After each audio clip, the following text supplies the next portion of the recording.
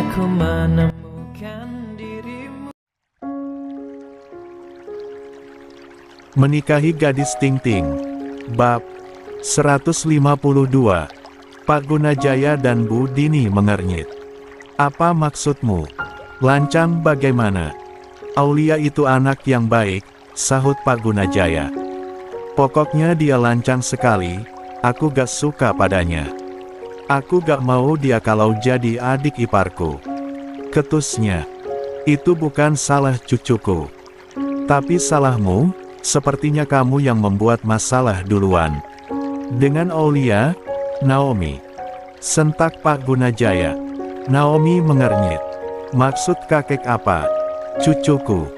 Dengan mudahnya kakek menganggap orang lain yang baru saja masuk ke dalam kehidupan Brian sebagai seorang cucu. Tanya Naomi. Pak Gunajaya menatap tajam Naomi. Aulia itu memang cucuku. Dia putriku dari anakku, Sarah. Kakek peringatkan jangan macam-macam kamu sama dia. Atau kakek yang akan memberikan perhitungan denganmu. Desis Pak Gunajaya. Ajari anakmu dengan benar, Dini. Jangan sampai jadi anak yang tidak tahu diri. Ujar Pak Gunajaya lagi seraya menatap Bu Dini. Bu Dini mengangguk kecil. Baik ayah, sahutnya. Setelah mengatakan itu, Pak Gunajaya pun berlalu pergi dari hadapan Bu Dini dan Naomi. Sedangkan Naomi, ia sungguh tidak paham dengan apa yang diucapkan oleh kakeknya. Itu, Mama, maksudnya apa? Naomi gak paham. Aulia itu cucu kakek juga. Anak siapa? Dia. Tanya Naomi yang sudah sangat penasaran. Bu Dini menghela nafasnya kasar. Hah? Naomi, apa yang telah kamu lakukan pada Aulia? Tanya Bu Dini. Bukannya menjawab pertanyaan sang putri, Bu Dini malah bertanya balik. Naomi gak melakukan apapun, Ma. Naomi hanya bilang, kenapa masih kecil malah berpacaran dengan pria dewasa. Naomi hanya bilang itu saja, sahutnya. Dia malah langsung marah, dan berkata tidak sopan pada Naomi, sambungnya. Berujar, bodoh, umpat Bu Dini. Kenapa kamu harus berkata seperti itu, Naomi? Naomi terdiam, ia sungguh dibuat kesal dengan ibu dan kakeknya yang membela Aulia. Kenapa kakek sama mama malah membelanya? Apa kehebatan dia? Sampai kalian membelanya seperti itu. Ketus Naomi. Tentu saja kami membelanya karena dia anak yang baik. Dan asal kamu tahu, Naomi, Aulia itu adalah cucu kakekmu juga, dia putrinya Sarah. Sarah itu anak angkat kakek. Jadi, kamu jangan macam-macam dengan Aulia. Kamu sudah diperingati oleh kakek secara langsung. Ucapan kakek itu gak pernah main-main. Ujar Bu Dini. Naomi terdiam, ia masih tidak percaya jika Aulia adalah cucu sang kakek. Sial, kalau seperti ini, aku gak akan bisa melakukan apapun. Batinnya, dert, dert, dert. Aulia yang tengah tertidur, ia harus terusik ketika mendengar suara handphonenya yang berbunyi. Matanya seakan enggan untuk terbuka. Namun, suara handphonenya terus saja berbunyi, hingga membuat Aulia terpaksa membuka matanya secara perlahan-lahan. Meraih handphonenya yang disimpan di atas nakas, dilihatnya dengan mata setengah terpejam. Ternyata yang meneleponnya adalah Thalia. Halo Lia, ada apa? Tanya Aulia dengan suara serak khas bangun tidurnya. Oh, jadi gak? Bukannya kita mau ke toko buku. Terus kita mau cari bahan untuk membuat kerajinan dari kain, kan? Tanya Thalia di seberang sana. Ya ampun, Lia. Ini masih pagi sekali. Kenapa kamu malah menanyakan ini di pagi buta? Aku masih ngantuk, ujar Aulia. Pagi buta matamu. Ini sudah pukul 9 pagi, makanya aku telepon kamu juga, aku pikir gak jadi, ternyata kamu masih asyik tidur, sahut Thalia sedikit ketus.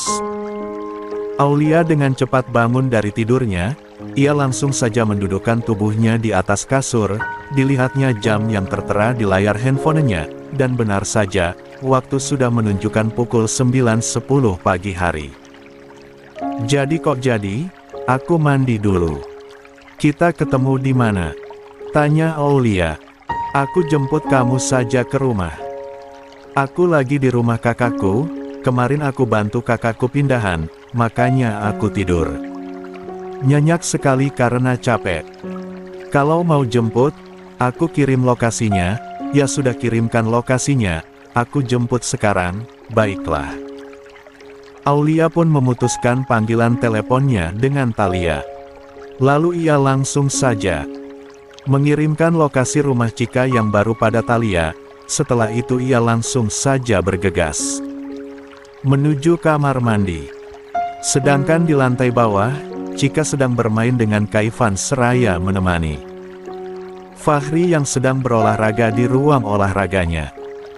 Mas, udah dong olahraganya, sudah 1 jam lebih loh, jangan capek-capek, ujar Chika. Fahri pun menghentikan gerakannya, ia berjalan ke arah anak dan istrinya itu. Nih minumlah, Chika.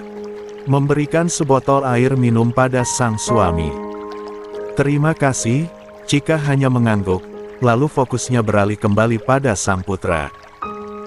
Ayo sayang kita mandi ya, kamu bau acem, belum mandi, ujar Chika seraya mengenduskan hidungnya pada pipi Kaivan. Chika beranjak. Mas, aku mau mandiin dulu Kaivan, ujar Chika. Mas gak dimandiin, sayang. Mas juga kan belum mandi, sahut Fahri. Chika menatap tajam Fahri. Apa mas? Sekali lagi, aku gak dengar, mas gak dimandiin. Mas juga belum mandi loh. Chika mendelik judes. Mandi tuh sama ember. Kamu bukan bayi yang harus aku mandiin, ketusnya. Chika pun melenggang pergi dari hadapan Fahri seraya mendorong stroller bayi. Fahri terkekeh geli kala melihat wajah Chika yang sedang kesal seperti itu. Ia pun mengikuti langkah Chika dari belakang. Saat Chika hendak melangkah menuju kamar tidurnya, ia mendengar suara bel rumahnya berbunyi.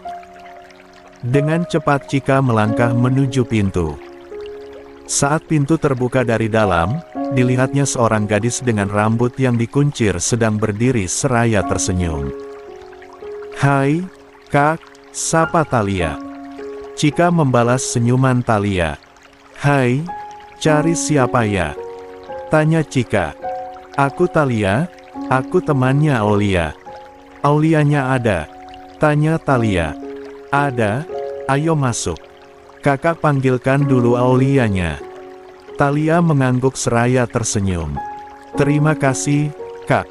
Sama-sama, duduk dulu ya. Kakak panggilan dulu Aulianya di kamar.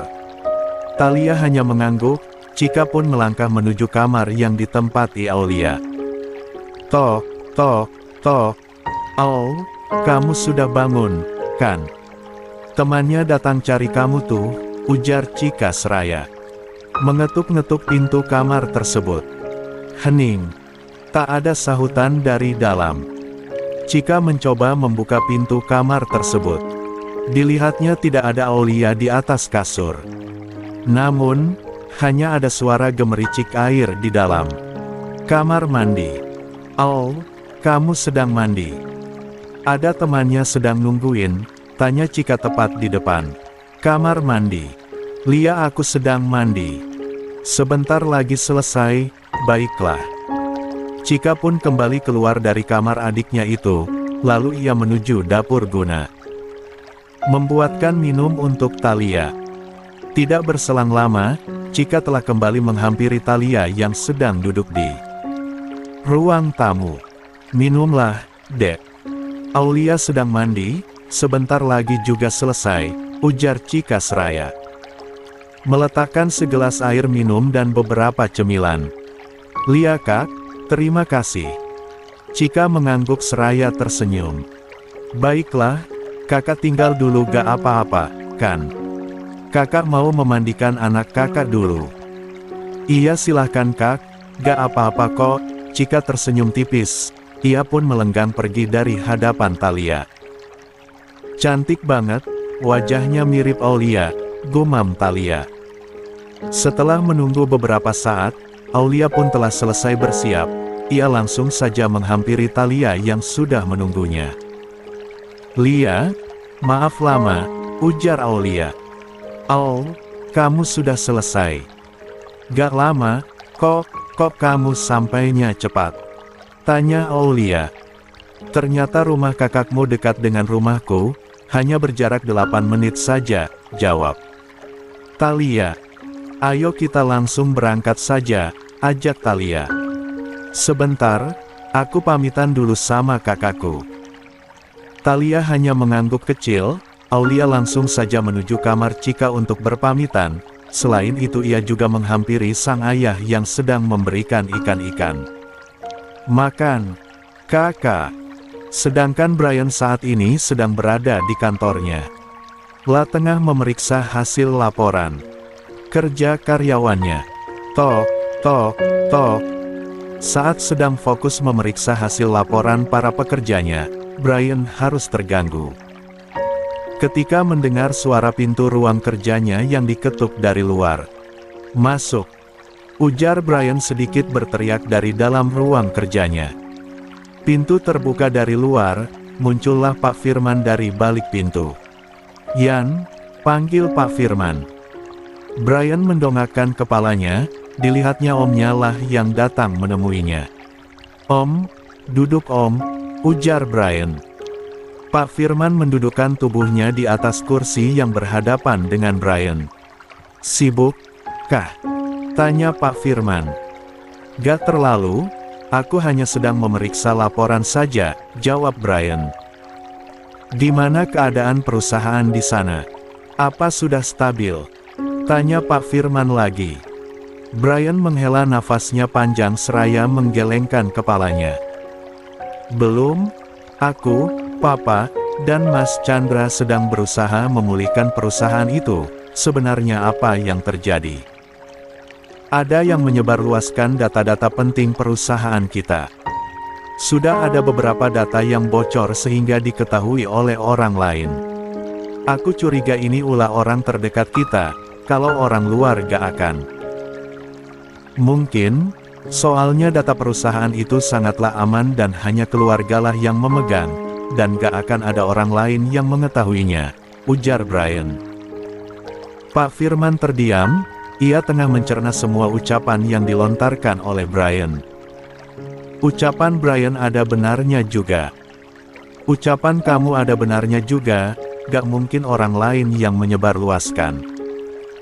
Bukankah perusahaan ayahmu yang di sana dipegang oleh Naomi dan Chandra suaminya? Tanya Pak Firman. Brian mengangguk. "Lia, Om, Kak Naomi dan Bang Chandra lah yang memegangnya. Apa mungkin ini ulah Naomi atau Chandra? Maaf jika Om berpikir terlalu kejauhan. Tapi, entah kenapa pikiran Om malah tertuju ke sana," ujar Pak Firman. "Ingat Brian, musuh kita bisa saja orang terdekat kita, terkadang dia sangat pandai." Menyembunyikan kelicikannya, sambung Pak Firman berujar. Brian terdiam. Masa iya sih Kak Naomi dan Bang Chandra yang melakukannya? "Tapi, gue harus tetap selidiki masalah ini," batin Brian. "Ya sudah, Om mau rapat dulu." 10 menit lagi rapat akan dimulai, ujar Pak Firman lah. Seraya beranjak dari duduknya. Brian mengangguk pelan. "Baiklah, Om.